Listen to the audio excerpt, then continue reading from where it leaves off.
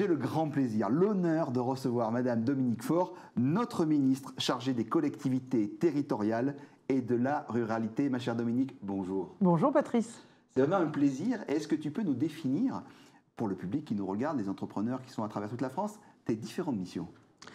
Je suis en charge des collectivités territoriales et de la ruralité, donc deux sujets connexes malgré tout, mais qui visent tout simplement à améliorer la qualité de vie de nos concitoyens, mais aussi des chefs d'entreprise dans les territoires ruraux, les artisans, les commerçants dans les territoires ruraux, et puis plus largement faire en sorte, avec les collectivités territoriales, et là sur tous les territoires, que le développement économique, l'aménagement des zones d'activité économique fasse rayonner nos territoires. Alors, tu es une femme formidable, et on me dit que tu as 3 vies. Tu peux nous dire pourquoi, comment? 3 vies parce que j'ai été effectivement une sportive de haut niveau jusqu'à l'âge de 25 ans où je me suis blessée parallèlement à mes études. Donc j'ai fait du tennis de haut niveau. Ensuite, je suis devenue une femme d'entreprise avec ce diplôme d'ingénieur de l'INSA de Lyon. Et j'ai 25 ans d'expérience professionnelle dans des grands groupes et de postes de dirigeants. Et puis j'ai cette 3e vie de femme politique, à la fois élue locale pour ces dernières années, puis aujourd'hui membre du gouvernement. C'est ça qui est formidable, c'est-à-dire pouvoir œuvrer pour tous les Français. Exactement, et vraiment, cette expérience de sportive et cette expérience de femme d'entreprise m'aide énormément dans mon quotidien. Ça, c'est formidable. Alors justement, ta carrière de sportive t'a aidé au fur et à mesure de ta carrière sur tes autres fonctions, j'en suis certain, non? Bien sûr. On dit souvent d'ailleurs que les entrepreneurs sont des sportifs de haut niveau.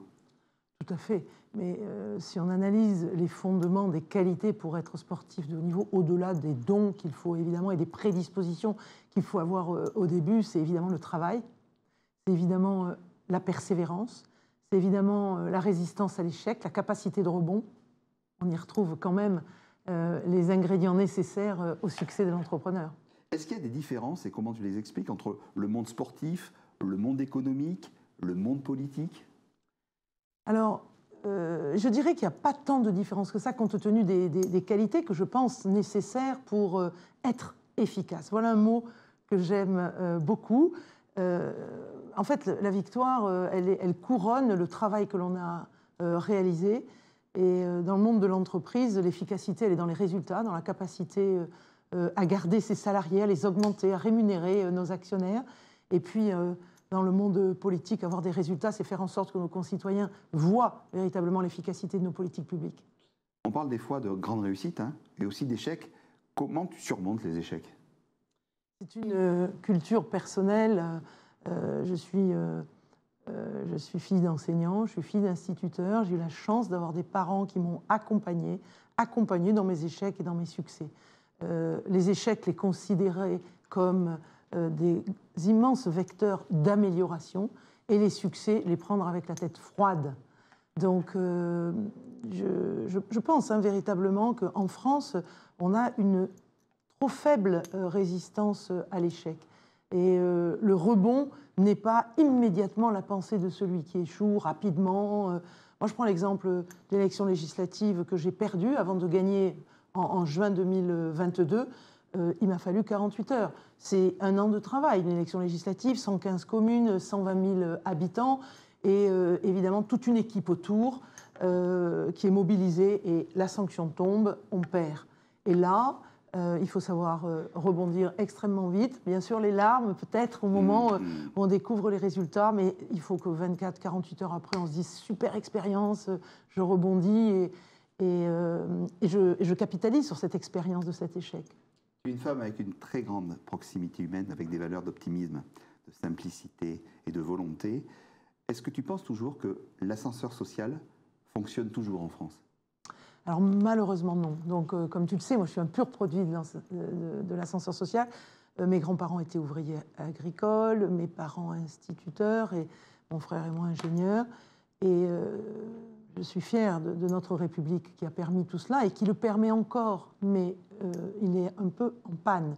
Il faut se le dire, l'ascenseur social, on y travaille tous. C'est la préoccupation première de la présidence, de la Première ministre. C'est la préoccupation première de la Première ministre. Et on y travaille tous. Ce plafond de verre, quand j'ai travaillé pendant 6 mois sur le sujet de la ruralité, j'ai vu à quel point la France est rude dans ces territoires et à quel point il est difficile pour des jeunes, même talentueux, d'aller trouver le collège, le lycée, qui vont leur permettre de lever ce plafond de verre. Donc on y travaille, c'est au cœur de nos politiques publiques, tout portefeuille ministériel confondu. Tu parles des jeunes, ça tombe très bien, parce que c'est maintenant le moment de la nouvelle génération.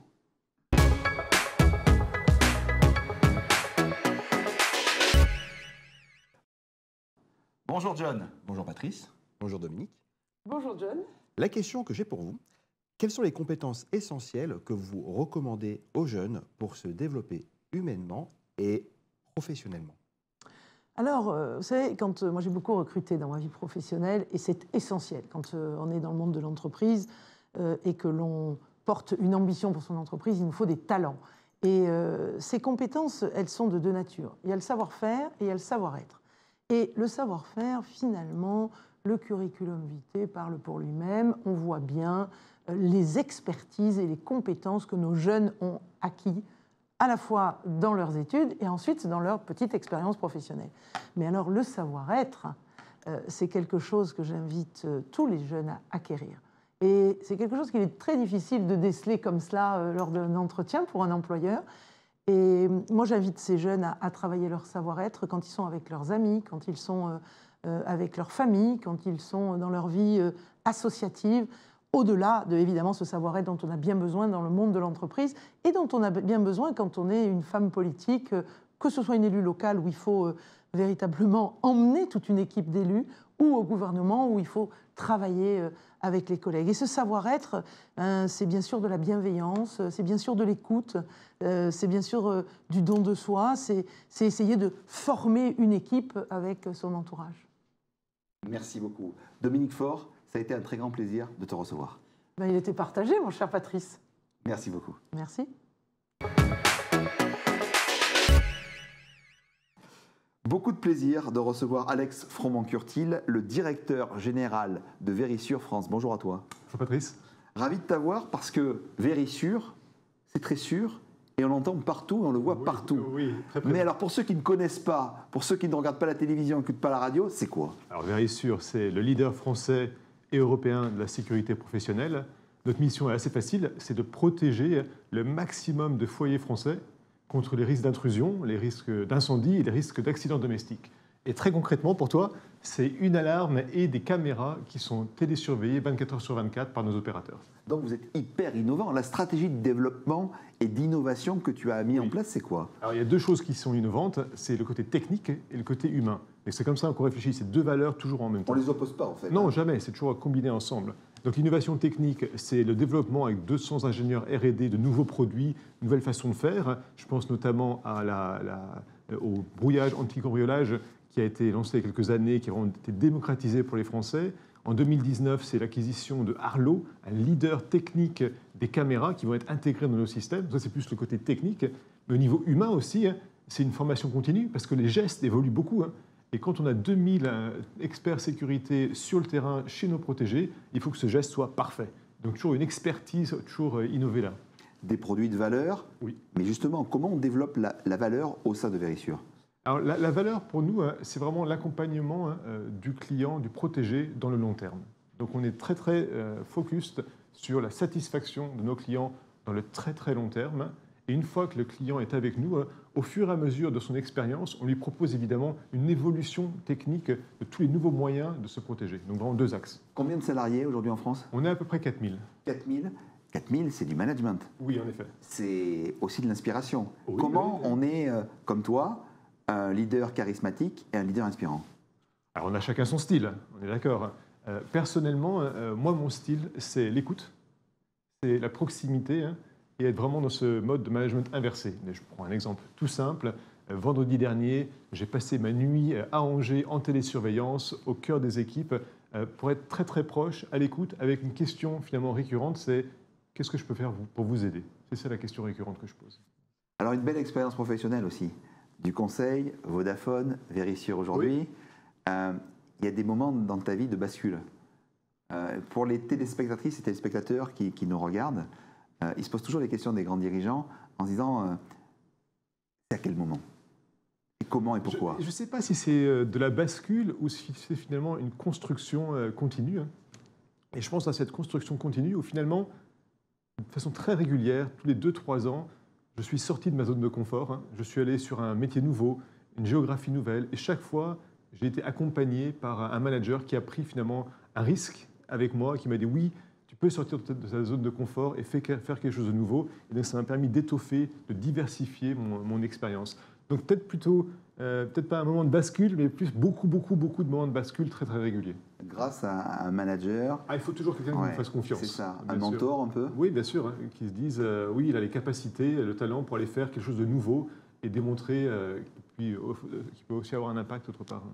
Ensuite, je pense dans les équipes, 4000 salariés, il y a beaucoup de diversité. Oui. Et on dit souvent que la diversité amène vers le succès. Tu es d'accord avec ça? Plus que d'accord. J'ai eu la chance de travailler un peu partout dans le monde, en Europe, en Afrique.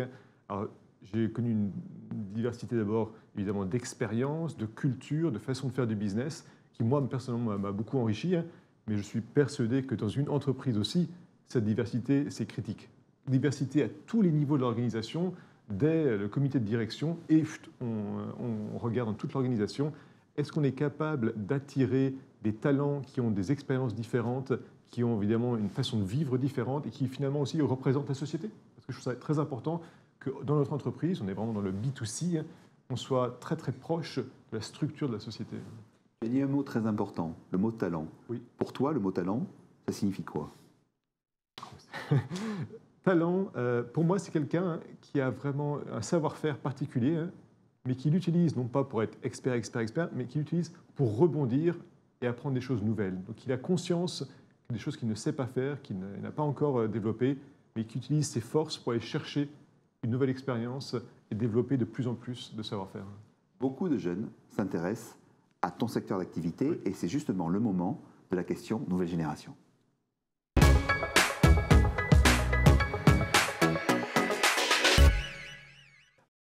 Bonjour John. Bonjour Patrice, bonjour Alex. Bonjour. La question que j'ai pour vous, c'est y a-t-il une différence sur la notion de sécurité entre des plus jeunes générations et des générations plus seniors?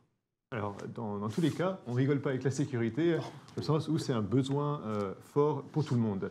Mais par contre, les cas d'usage sont très différents. Dans un couple jeune, hein, on pensera beaucoup plus à la sécurité de ses enfants, par exemple, quand ils reviennent de l'école, seuls le soir. Hein.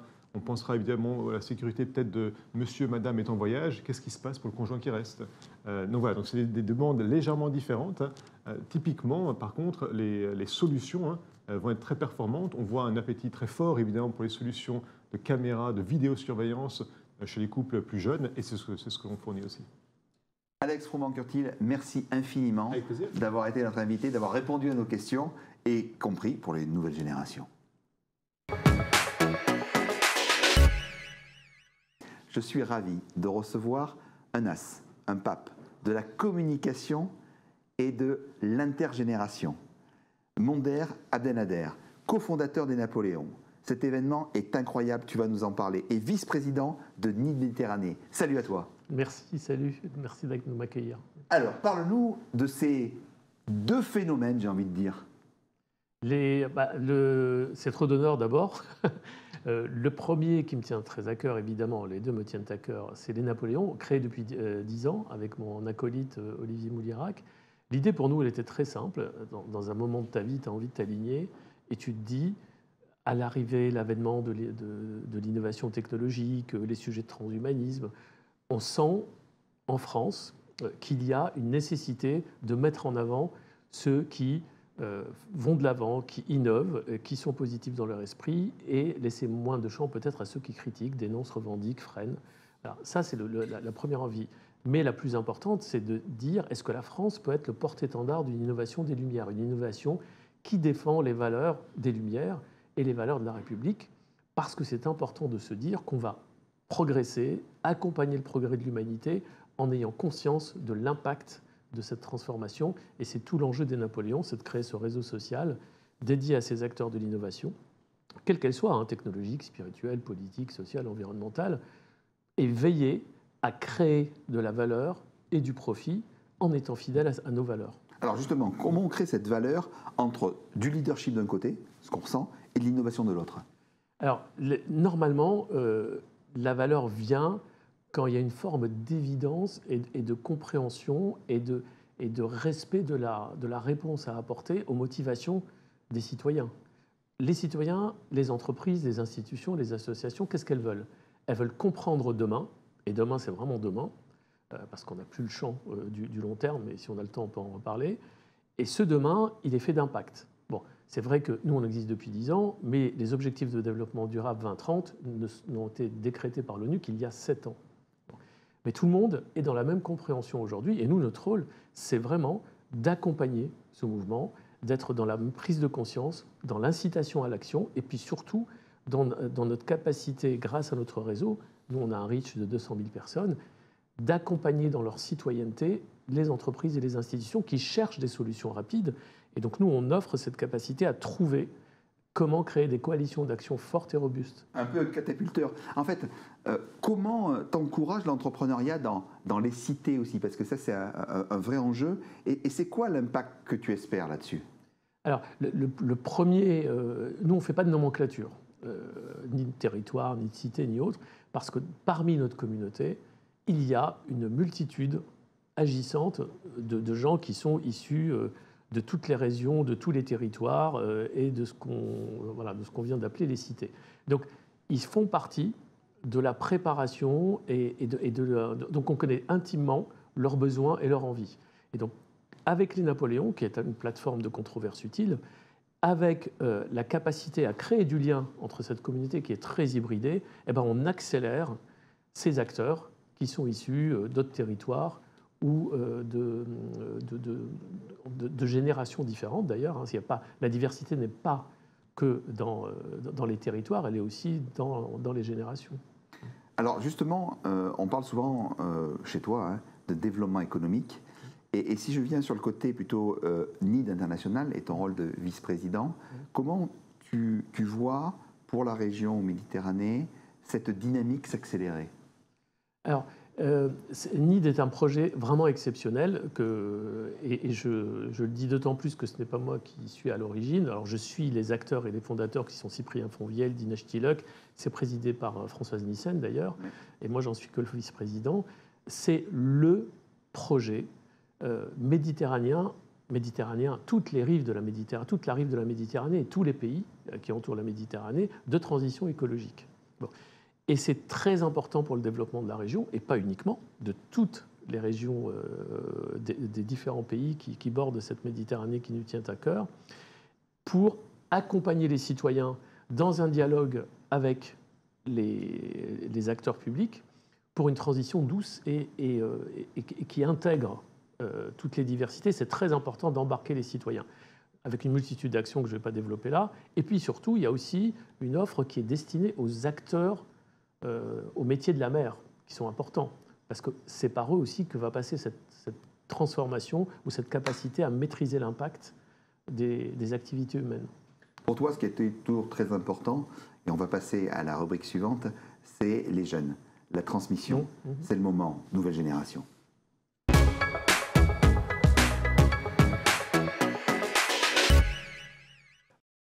Salut John. Bonjour Patrice, bonjour Monder. Bonjour, John. Dans un monde hyper connecté, où nous avons tous des smartphones, accès aux réseaux sociaux, il y a une énorme richesse de contenu. Comment faites-vous pour attirer une cible jeune? On en parlait avec Patrice à l'instant. Ça, c'est des moyens, les réseaux. Oui, évidemment, il faut aller là où on peut toucher ces publics. Ce qui fait venir les jeunes à nos sujets, à cet enjeu de progrès de l'humanité globalement, et ça passe aussi par le progrès économique aussi, et avant tout, c'est de répondre à leur motivation, d'être dans l'écoute. Et donc le meilleur moyen, c'est de les intégrer à notre communauté. Pour ça que je le disais tout à l'heure, ils font partie. Aujourd'hui, cette génération, elle est à plus de 35% chez nous. Donc c'est le seul moyen, c'est d'être très très ancré dans toutes les générations et créer des passerelles qui sont vivaces, fondées sur les motivations premières de ces publics-là. Merci beaucoup, Monder, d'avoir accepté notre invitation. Et merci à vous de m'accueillir.